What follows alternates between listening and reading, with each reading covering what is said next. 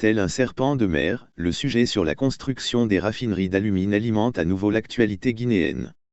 Récemment interpellé en Conseil des ministres par le président de la transition sur l'état d'avancement des raffineries de bauxite, le département en charge du secteur a convoqué à son tour certaines sociétés bauxitiques. Annonce le service de communication du dit ministère dans un document publié via les canaux du département. Pour ce premier round qui a eu lieu ce 5 octobre 2023, le ministre des Mines et de la Géologie entouré de son secrétaire général et du staff technique se sont entretenus avec au total 4 compagnies, informe Théon. Parmi ces sociétés concernées, il y a la société State Power Investment Corporation, SPIC Guinée, Chalco Guinée, la société TBEA et la compagnie de développement des mines, CDM Chine, révèle le dit document. Au cours des discussions, il s'est avéré que ces compagnies sont très en retard par rapport au chronogramme de construction des raffineries. Ceci étant, les autorités du ministère des Mines sans barguigner, leur ont demandé de déposer à nouveau avant le début de la semaine prochaine la version française des études de faisabilité, les hypothèses de base et le modèle financier sur Excel, précise-t-on.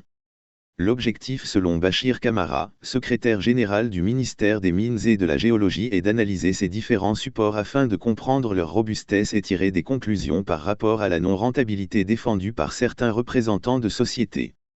Une situation qui n'est pas restée sans agacer les décideurs.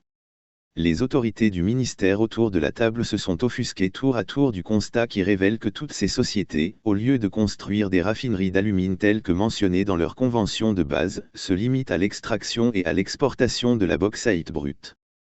Conséquence, retombées disproportionnées et en deçà des attentes, dénonce-t-il.